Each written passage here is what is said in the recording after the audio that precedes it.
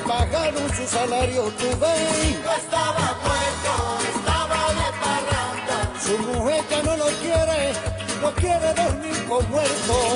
Y no estaba muerto, no, y no estaba muerto, no, y no estaba muerto, no. Que estaba tomando canga con mareo en la gente, que no estaba muerto, no, y no estaba muerto, no, y no estaba muerto, no. Chévere, que chévere, Chévere.